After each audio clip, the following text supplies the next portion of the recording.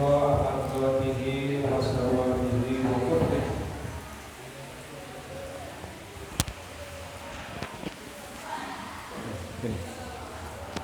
wa ila hadratin Nabil Mustafa Muhammadin sallallahu alaihi wasallam wa ala alihi wa azwajihi wa dzurriyyatihi wa ahli baitihi summa ila ruhi jamil anbiya'i wal mursalin wal malaikatil muqarrabin wasyuhada'i wassalihin wassahabati ajmain khususan ila Abu Bakar wa Umar wa Utsman wa Ali summa ila ruhi jamil tabi'in wa atba'ut tabi'in bi ihsanin ila yaumiddin summa ila ruhil ulama ila amilin wal fuqaha wal muhaddisin wal mufassirin wal mutakallimin wasufiyin khususan ila Syekh Abdul Qadir Jailani qaddasallahu sirral ajid summa ila ruhi jami'il muslimin wal muslimat wal mu'minin wal mu'minat min masyariqil ardi ila magharibiha min barriha wa bahriha min yaminiha ila shimaliha summa ila ruhi abaina wa ummahatina wa jaddina wa jaddatina wa khalina wa khalatina wa ammina wa ammatina wa liman ahsana ilaina khususan ila muallif hadzal kitab Muhammad bin Allan As-Siddiqi Asy-Syafi'i Al-Asy'ari Al-Maki fi kitabi Dalilil Falihin li turuqi Riyadhis Shalihin syai'un lillahi lahum al-Fatihah. A'udzu billahi minasy syaithanir rajim. Bismillahirrahmanirrahim. Alhamdulillahi rabbil alamin arrahmanir rahim maliki yaumiddin.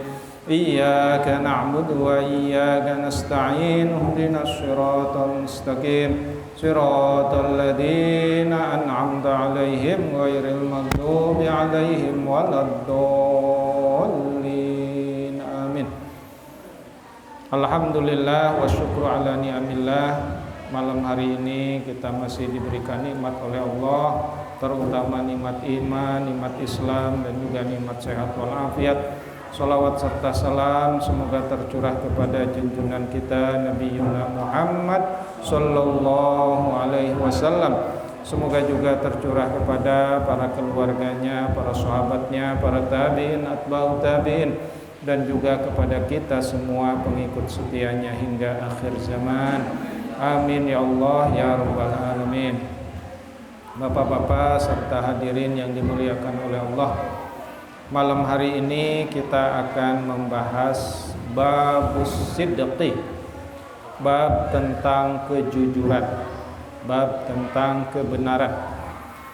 As-sidqu, sidik atau jujur ini selain ada salah satu tema bab keempat di dalam kitab Dalilul Falihin, syarah dari Riyadhus Shalihin, kita ketahui bahwa sidik ini merupakan salah satu sifat wajib bagi Rasulullah Sallallahu Alaihi Wasallam. Sifat yang wajib bagi Rasulullah Sallallahu Alaihi Wasallam semuanya ada 4 ya. Yang pertama sidik. Apa arti sidik? Jujur, benar ya. Rasulullah tidak mungkin berkata bohong. Rasulullah selalu bersabda yang benar. As-sidqu, sidik, lawannya apa? Lawan dari sidik apa? Kidhib ya. Kidhib itu artinya bohong. Rasulullah mustahil bersifat kizib atau bohong, tapi wajib bersifat sidik atau benar. Kita ketahui juga sifat Rasul yang wajib yang kedua adalah amanah. Amanah artinya bisa dipercaya. Rasulullah sangat bisa dipercaya dan mustahil Rasulullah khianat. Sifat yang mustahil atau lawan dari amanah adalah khianat. Yang ketiga, Rasulullah memiliki sifat wajib adalah fatonah, cerdas. Rasulullah itu cerdas. Tapi berapa IQ-nya? Wallahu a'lam bishawab.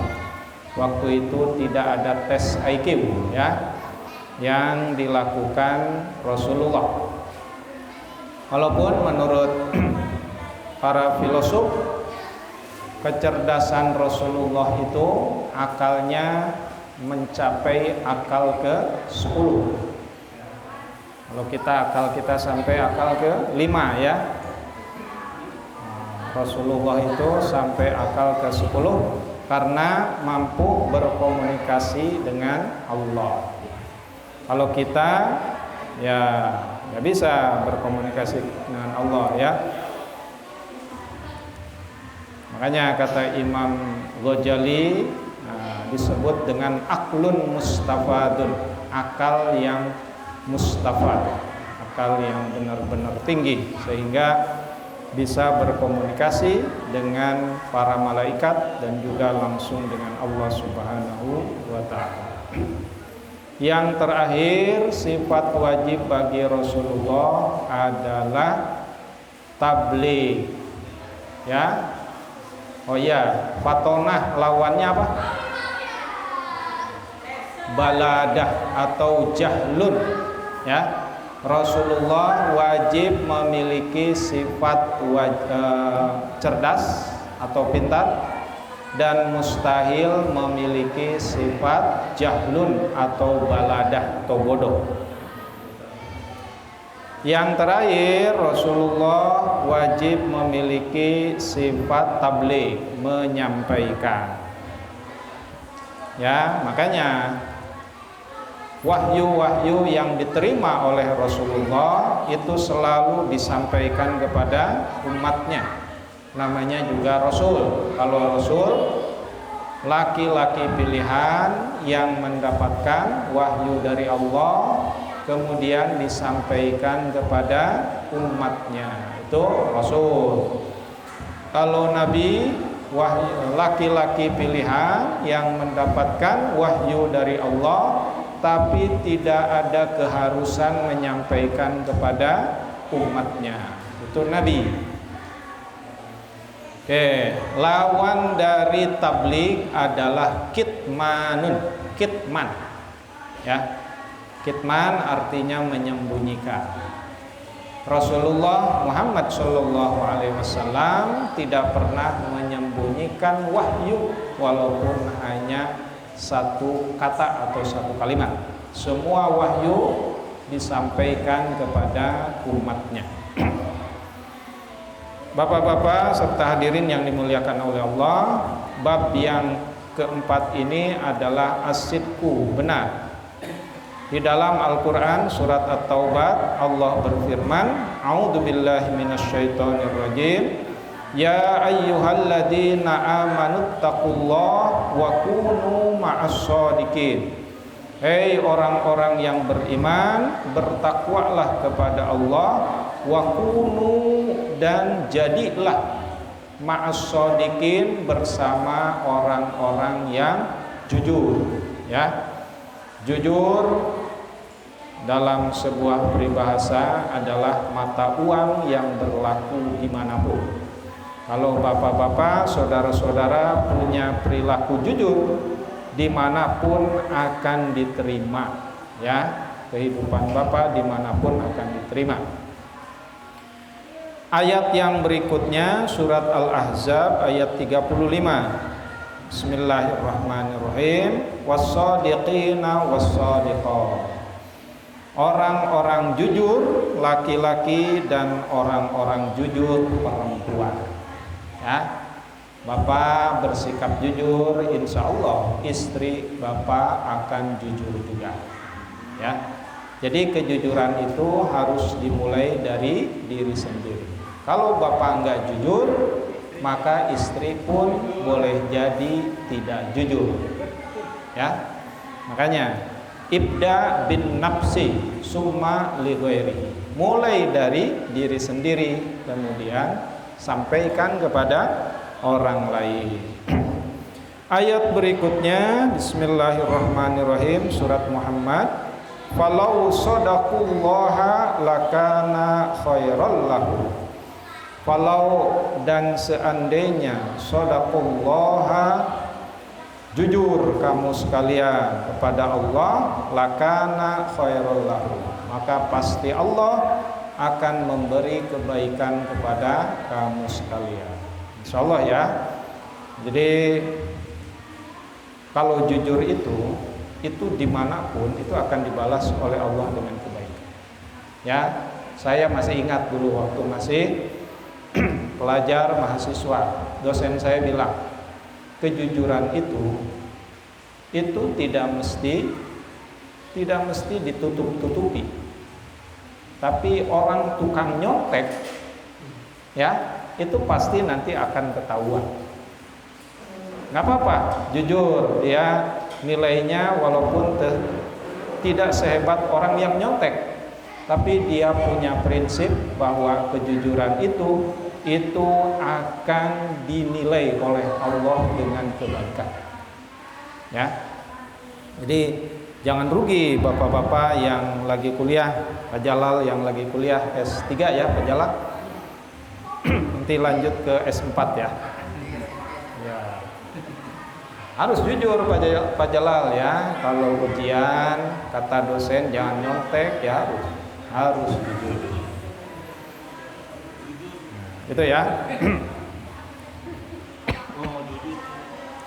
Kita masuk ke hadis yang pertama. An Ibni Mas'udin anin Nabi sallallahu alaihi wasallam qala, dari Ibnu Mas'ud, dari Rasulullah sallallahu alaihi wasallam bersabda, inna sidqa yahdi ilal birri, sesungguhnya kejujuran itu menunjukkan, mengantarkan kepada kebaikan. Ya, jadi kalau jujur maka akan dinilai oleh Allah menjadi baik. Wa innal birra yahdi ilal jannah, dan sesungguhnya kebaikan itu menunjukkan, mengantarkan kepada surga. Di surga itu nggak ada orang yang suka bohong. Di surga itu semuanya orang yang benar dan jujur, ya. Jadi kalau di dunia boleh jadi orang jujur orang tidak jujur masih berkuasa, ya. Tapi nanti di akhirat orang tidak jujur, orang yang suka kidib, bohong, maka tempatnya bukan di surga. Wa innar rajula la yasluku hatta yuktaba indallahi siddiqan, dan sesungguhnya orang, ya, rajula itu asalnya laki-laki, tapi diterjemahkan bukan hanya laki-laki yang jujur itu, ya. Wa innar rajula la yasluku, dan sesungguhnya seseorang la yasluku, berlaku jujur, hatta yuktaba indallahi siddiqan, sehingga ditulis yuktaba. Nah, yuktaba itu fi'il mudhari mabni majhul, dumma awaluhu wa futiha ma qoblal akhir. Jadi dalam bahasa Inggrisnya disebut passive voice, ya, kalimat pasif. Dalam bahasa Indonesia biasanya kalau kalimat pasif menggunakan di, ya. Makanya di sini kalimat mabni majhul, kata Rasulullah, sesungguhnya orang yang berlaku jujur hatta yuktaba, sehingga akan ditulis indallah, di sisi Allah, siddiqon, menjadi orang jujur. Jadi kalau kita biasa ngomong benar, ngomong jujur, benar, itu akan ditulis di sisi Allah siddiqon. Pahitnya, bukan pahitnya, nah, tapi ini jangan dilakukan. Kalau orang jujur, ngomong bohong pun itu disangkanya benar, dipercaya, karena dia nggak pernah bohong. Lain nanti sebaliknya, ya. Wa innal kadiba, dan sesungguhnya kebohongan itu yahdi ilal fujur, mengantarkan kepada dosa. Bohong sama istri, ketahuan nanti.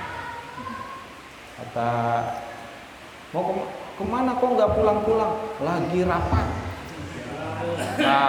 terus, ya. Rapat, tahu-taunya bukan rapat tapi rapet. Ya. Sekali itu kata istri, oh iya mungkin lagi rapat. Bulan berikutnya, mana ya kok nggak pulang? Lagi rapat. Wah, mulai itu curiga, ya. Tahu-tahu memang lagi rapat ya. Nah itu, wa innal kadiba yahdi ilal fujur, wa innal fujuro yahdi ilan nar. Dan sesungguhnya dosa itu mengantarkan kepada neraka. Wa innar rajula, dan sesungguhnya seseorang layak dibu, ya, jika berdusta atau berlaku bohong, hatta yuktaba indallahi kadzaban, maka ya sehingga ditulis indallah, di sisi Allah, kadzaban, dengan pembohong.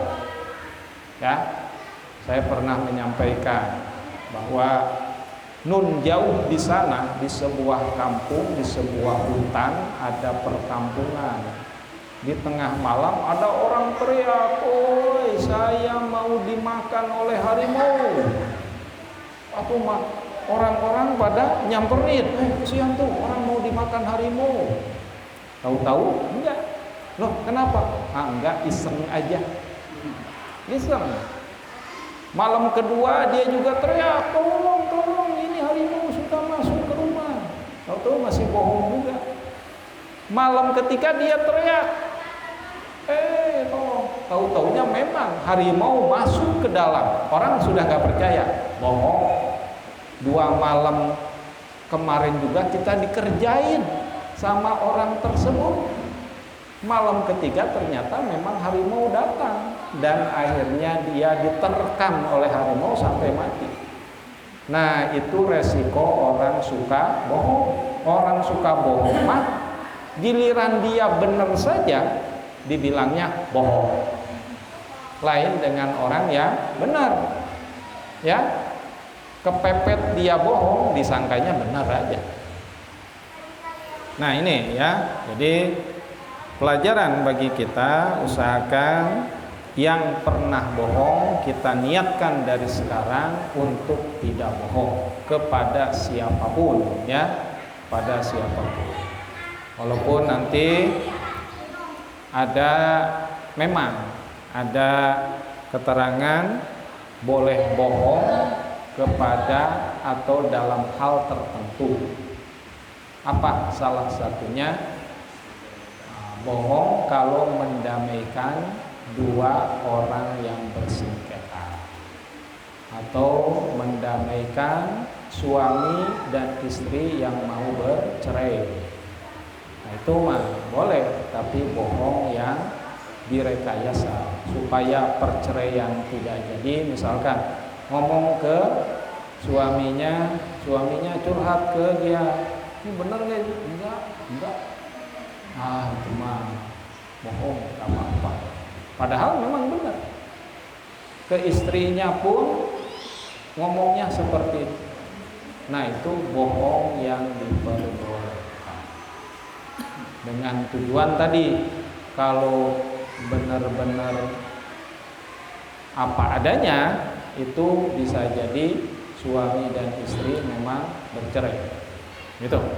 Itu memang ada yang diperbolehkan. Tapi selain itu nggak boleh. Ada juga memang di hadis yang lain bohong karena terpaksa. Dalam sebuah riwayat ada salah seorang sahabat yang dipaksa oleh orang-orang kafir untuk kembali ke agama nenek moyangnya. Maka dia diteror gitu ya. Kalau enggak urusannya nyawa melayang. Sahabat itu mengatakan, ya saya kembali ke agama nenek moyang. Tapi hatinya tidak mengatakan iya. Kejadian itu pagi hari, sore harinya menghadap Rasulullah. Kata Rasulullah, gimana? Ya Rasulullah, saya tadi berbohong sama si fulan. Kenapa? Karena saya dipaksa untuk kembali ke agama nenek moyang. Kamu katakan gimana? Iya, saya katakan kembali ke agama nenek moyang, tapi hati saya tidak ya Rasulullah. Kata Rasulullah, maka turun hadis yang bunyinya rufi al-qalam an salasin, ya, Allah akan mengangkat dosa hambanya, dosa manusia pada 3 perkara, anil khata' wa nisyan wa mastukriha bihi, karena kesalahan, karena lupa, atau karena dipaksa, ya. Jadi kalau dipaksa boleh berbohong, tapi hati tidak mengatakan iya. Ya, misalkan urusannya tapi nyawa, ya, urusannya tapi nyawa. Bapak-bapak serta hadirin yang dimuliakan oleh Allah, hadis berikutnya Asani an Abi Muhammadil Hasan bin Ali bin Abi Thalib, dari Abi Muhammad Hasan bin Ali bin Abi Thalib, ya. Putra Abi Thalib itu ada Hasan, ada Husain, ya. Nah, biasanya kita kenal dari 2 putra tersebut maka melahirkan yang disebut dengan Habib, ya, Habib itu dari dzurriyyah itu. Qala berkata, Habibtu min Rasulillah, aku menghafalnya dari Rasulullah sallallahu alaihi wasallam. Da' ma yuribuka ila ma la yuribuka. Da', tinggalkan, ma yuribuka, sesuatu yang ragu-ragu, ila ma la yuribuka, kepada sesuatu yang tidak ragu-ragu. Ya, bapak-bapak jangan suka was-was, ragu-ragu. Termasuk ketika takbiratul ihram, Allah, ayo diulang, ya. Walaupun memang ketika takbiratul ihram itu tidak boleh sembarangan, Allahu Akbar, itu juga tidak afdal. Takbiratul ihram itu harus istihdar, menghadirkan apa? Menghadirkan rukun-rukun sholat yang banyak itu. Makanya kadang ketika takbiratul ihram itu agak lama. Kenapa? Karena si imam harus istihdar, terbayang. Tapi istihdar itu ada 2. Ada istihdar hakiki, ada istihdar urfi. Istihdar hakiki janganlah diterapkan kalau dia jadi imam. Kalau dia sholat sendiri aja, sholat tahajud gitu ya. Karena dia harus membayangkan dari rukun pertama sampai rukun terakhir salam. Kadang-kadang nggak jadi-jadi itu. Allah. Kalau jadi imam, makmum kubu kabur gitu, ya. Nah, jadi apa? Allah. Kalau jadi imam cukup istihdar urfi saja. Apa itu uruf? Uruf itu sesuai dengan tradisi kebiasaan, ya. Jadi Allah, ingat bahwa sholat itu diawali dari takbiratul ihram, diakhiri salam saja. Jadi terbayang, ya. Makanya dalam madhab Syafi'i sangat dianjurkan untuk usolli. Nah, pentingnya usolli itu gitu. Walaupun usolli itu bukan rukun sholat, tapi dalam bahasa ininya prakondisi, pendahuluan supaya sholat itu konsentrasi, diawali dari takbir. Niatnya di situ kan. sholli fardhu isya'i arba rakaatin mustaqbilal qiblah dan imaman lillah ma'muman lillah Allah gitu ya, kecuali kalau misalkan masbuk. Kalau masbuk usahakan istighdornya urfi saja Allah, karena ngejar si imam biasanya ya. Ingat, saya masih menjumpai kalau masbuk imam lagi ruku, kalau ingin cepat-cepat dapat 1 rakaat, imam dan makmum lagi ruku, kita datang Allahu Akbar langsung ruku. Nah kalau masih dapat rukunya walaupun hanya 1 detik lah, itu dapat 1 rakaat. Tapi kalau misalnya gini, ini lagi ruku, kita datang, gitu mah nggak dapat itu maka harus menambah kekurangannya nanti setelah imam salam ya, kita naik lagi 1 rakaat. Kalau ketinggalannya 1 rakaat, gitu. Itu sudah umum penjelasan itu ya. Jadi kalau kita ikut ruku sementara si imam sudah naik dari ruku, terus nanti setelah tahiyat kita salam, itu kurang 1 rakaat ya. Bacalah itu keterangannya banyak di berbagai kitab, salah satunya di kitab Minhajul Talibin dan juga di Kaifiyatus Shalah. Makanya hati-hati bapak-bapak yang masbuk, kalau misalkan imamnya rukunya sebentar, ya udah kita ikut saja, tapi jangan iktikad, ngejar. Kalau masih ghairil maghdubi alaihim waladdallin amin, baca surat akhir baru ruku kita boleh Allahu Akbar, Allahu Akbar. Nah, jadi ikut ruku ya. Supaya apa?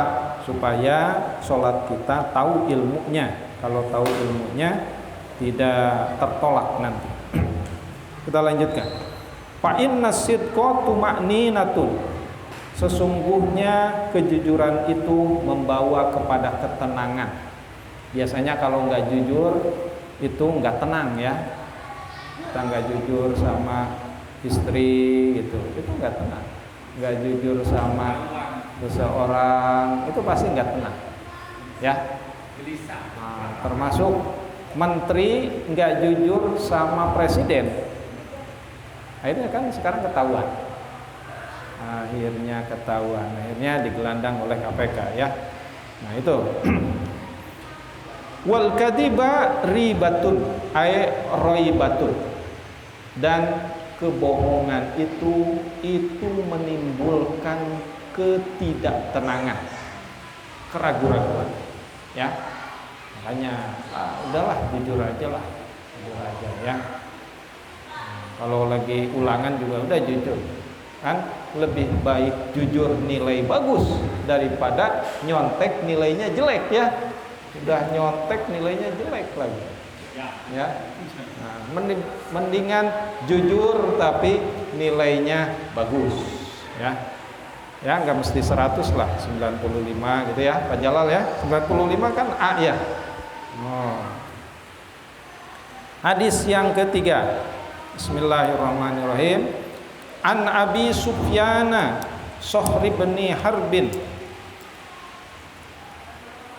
fi hadisin tawil ya, dari Abu Sufyan Shahr bin Harbin fi hadisin tawil, dalam hadis yang panjang, fi kisoti Hirokla, dari kisah Heraklius. Heraklius itu raja Parsi ya, Romawi ya. Nah, itulah Romawi ya. Qala berkata, qala Hiroklu, berkata Heraklius, pamada ya'murukum, maka apa yang kamu perintahkan ya, apa yang kamu perintahkan, yakni Nabi, Nabi ya, yakni Nabi Muhammad sallallahu alaihi wasallam. Qala Abu Sufyan, berkata Abu Sufyan, qultu yaqul ya, aku telah berkata, yaqulu berkata, ubudullah, beribadahlah kepada Allah, menyembahlah kepada Allah, wahdahu, satu aja, Allah itu esa, ya, la tusyriku bihi syai'an, tidak boleh menyekutukan Allah dengan sesuatu pun. Itu ya. Jadi perkataan Abu Sufyan kepada Heraklius itu membawa pesan dari Rasulullah, ubudullaha wahdah la tusyriku bihi syai'an, watruku, dan tinggalkanlah oleh kamu sekalian, ma yaqulu abaukum, apa yang pernah diomongkan oleh bapakmu itu, oleh nenek moyangmu itu, ya Heraklius, ya maksudnya kamu harus berimanlah gitu ya.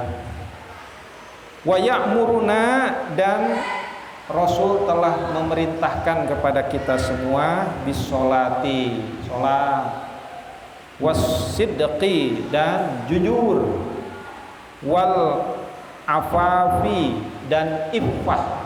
Apa iffah itu? Iffah itu afif, apa? Memelihara dari dosa, memelihara dari, ini ada tafsirannya. Wal afaf ay al kafu anil muharib wa khawarimil muru'ah. Iffah itu menjaga dari hal-hal yang dosa dan menjaga